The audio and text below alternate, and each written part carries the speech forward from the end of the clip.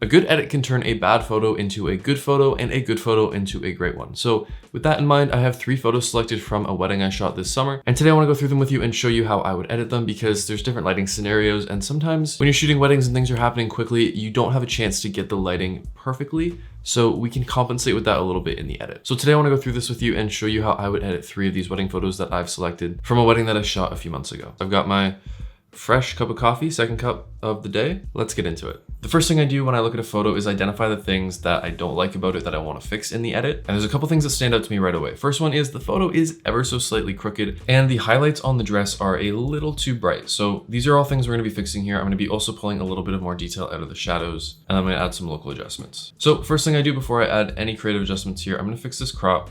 I'm mostly aligning it with the trees in the background here. Like these trees look pretty straight here. So I'm just going to straighten it and sort of also with just the center of her body. And then I'm going to bring this in a bit and I'll put her eyes right around the rule of thirds line there, just to give enough headroom there that we don't feel like she's boxed in. I might bring this just a little bit warmer. I also want to be conscious of not making the dress look yellow. You can see here we're getting some light bouncing off the greenery and hitting the dress here, and it's giving a sort of yellow-green hue. So we're going to fix that too. I think it's ever so slightly underexposed. I'm going to bring it up a bit and add some contrast. Now you see we're really blowing out the dress here, but we can bring that back down with the highlights. I'm gonna play around with a little bit of tone curve here. Just add an ever so slight amount of contrast. And now the HSL, this is where I like to really get creative with my looks here. You can kind of see some of these leaves are getting into the aquas, and I don't really want that. I don't want blue trees. So the first thing I'm gonna do is shift the aquas into the greens and try and get rid of that. And then I'm gonna shift the greens a little bit towards the yellow. If we take it too far, we get this like weird fake look. I don't want this, but just a little bit into the yellows there. Because we're getting this hue from the yellows on the dress, I'm gonna shift my yellows into the orange a little bit, because then we can desaturate them and it'll be less noticeable. I'm not gonna adjust the oranges or reds because that's where our skin tones are and I don't wanna play around with that. Now I'm gonna take out some of the yellows in this photo. You'll notice that the trees get a little bit desaturated as well. But now our dress here is actually proper white. Another trick I like to do to get really clear shadows and also help create a more cohesive color scheme within my photos is bring the blues way down. Unless someone's wearing something blue in the photo, I usually like to bring my blues and purples down, because what will happen is even if you've adjusted your white balance into the yellows a bit more, you will still, unless you really push it into the warm colors, you'll still get some blues in the shadows, especially in areas that are supposed to be more neutral colors. So like black hair will get some blue in it. The shadows of the dress will get a little bit of blue in it. And I would rather that just look nice and clean and not have any of that. I like to keep my images to 2 prominent colors. And so if we're adding in blue and yellow and these things that don't really fit in, then it doesn't work as well. So we're removing the yellow, we're gonna remove the blue. It's not gonna make a huge difference in this case, but you can see even the front of the dress here. If I drag it all the way down, now it's a white dress. Now color grading, I don't want it to go too crazy here, but I like to add some warm colors into my midtones. The way I do this is by pushing it to 100% and just selecting the color first. So I'm gonna kind of move it around here. I'm looking for something that goes really well with the skin tone. And I think kind of in the yellows here is gonna look the best. And then I back it off to almost nothing. And then we're gonna add a complementary color into the shadows. So probably something in the blues here. Let's see, this is bringing out too much green, too much aqua in the trees. I don't like that. So if we go down into the more bluey purple area, I'm liking that a little bit more. So then I'm gonna back that off a bunch, barely anything. I'm not gonna add anything to the highlights because that's gonna start coloring our dress weird colors again. Sharpening, I usually don't touch sharpening other than holding Alt and dragging it up to mask the sharpening. So just drag it so that you're just sharpening the details. Don't need transform, don't need lens blur. I might add a slight vignette. Okay, if you start going more like this just looks, please don't do this. -5, that's -6, that's where we're sticking. And a touch of calibration. This is another one that's really easy to go too much into. So again, the tiniest little amount here. All right, so let's do before and after. Here's where we're at. This is no edits, and this is what we got so far. So one problem we still have is the skin tones are a little weird here. And this is because we're getting 2 skin tone colors here. We're getting the natural sunlight hitting her face, which is more of a white light. And then that natural sunlight is bouncing off the trees and the grass over on this side and hitting her face again, and it's coming into more of like a yellowy green color here, and that's not very flattering. We want the whole face to be this kind of skin tone. We're gonna try and add some local adjustments here that will hopefully help fix that. Now with my feather all the way up, I'm gonna brush into these shadowy areas of the face. I'm trying to avoid the skin tones that already look good. So it's just gonna be like this area here, and then same thing along the arm. Now I did try to correct this already with the global adjustment and the HSL. It didn't really work like I wanted it to. So now I'm gonna play around with the color temperature here and try and get it to look a little bit closer. I think we need to go a little bit colder and a little bit magenta to get where I want. And I'm actually gonna be really careful with this, but I'm actually gonna shift the hues a tiny bit because I think that's gonna get me closer to what I want. Just be careful because it's really easy to get some bad skin tones. Skin tones are one of those things that if they're not spot on your eye, it can tell. Okay, I think that looks way better. Let me turn this off and on again. So this is the skin tones just naturally with my edits. And then with our local adjustments, I think that looks way better. We're getting proper like magenta hues in the skin tone here that matches the natural skin tone over here. And it's a lot less of that yellow. That's a huge difference, look at that. Now, one thing I will do, and I really like that Lightroom added this feature, is the pupil detection. Select just facial and body skin and create the mask. And then we're gonna add softened skin. Now this always does it way too much. One thing I do here is I'm gonna bring up the exposure just a little bit of all the skin tones and come down. The clarity is always maxed out at -100 here. And I'm gonna back this off to like 30, -30. And the last local adjustment I like to make to a lot of photos like this with a single subject is I'll do a radial gradient like this, right in the center, and just bring up the exposure a little bit. And this just helps draw your eye right into the center of the photo. Again, if you do this too much, it's very obvious you've added a local adjustment, so subtlety is the key. Here's our before, what we started with, and here's our after.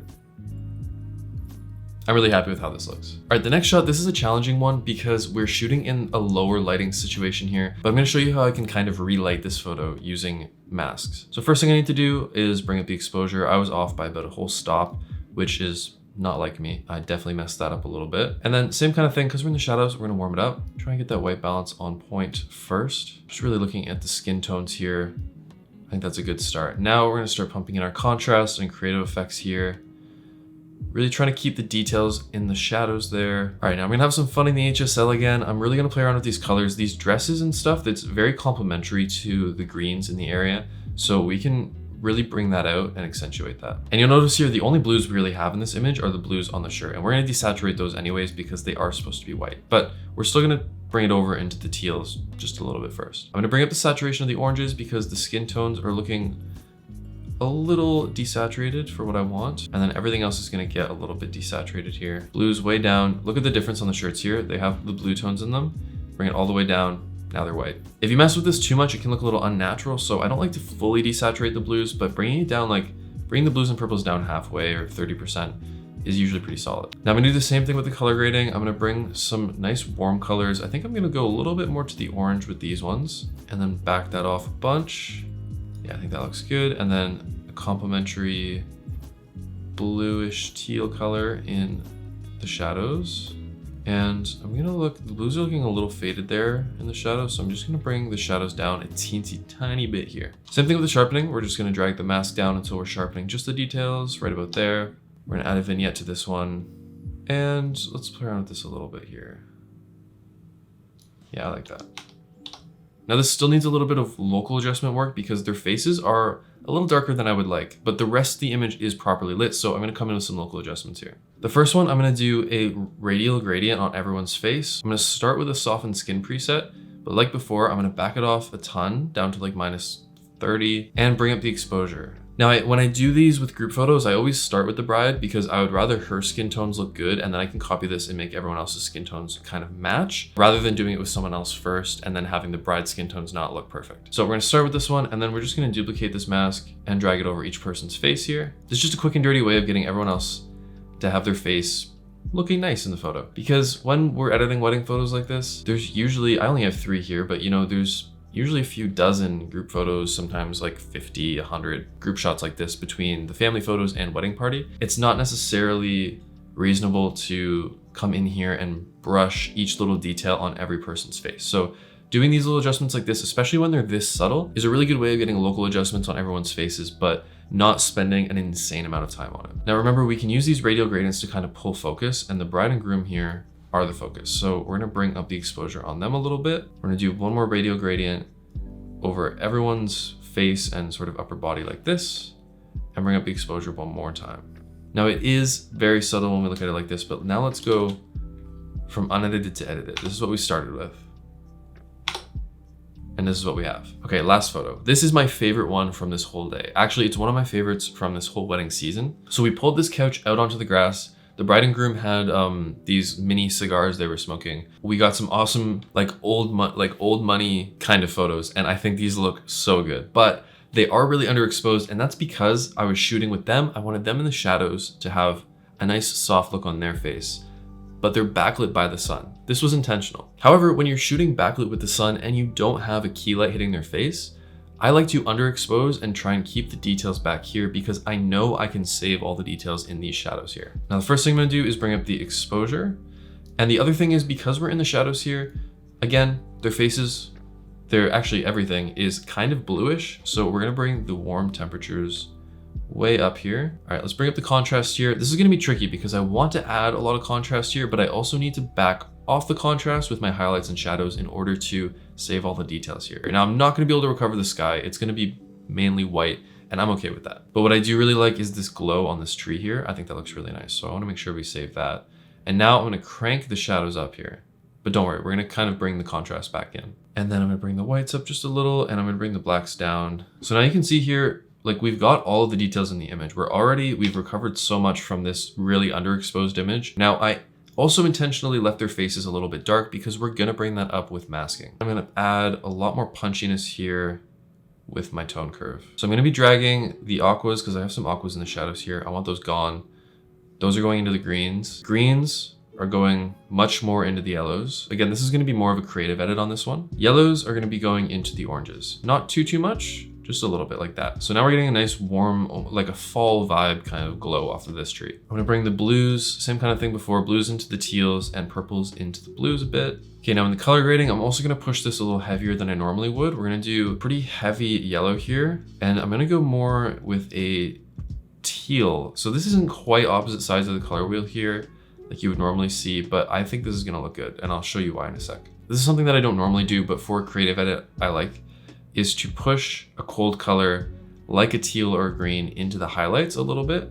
And we're gonna go somewhere around there. And then this one's gonna be more subtle. I'm gonna back this off. And this will help create almost a filmic look to it. Mask our sharpening down like that, same as before. And I'm gonna push the calibration of the blue primary a little bit more than I usually would. Now into our masking. First thing I'm noticing right away is because of the difference in skin tone here, the groom's face is looking good, but the bride's skin tone is starting to get a little too red. So I'm gonna single out the bride's skin here and try and correct that to make sure they both look correct. So I'm just gonna do facial skin, body skin, create that mask. I usually start out with softened skin just to throw that on there.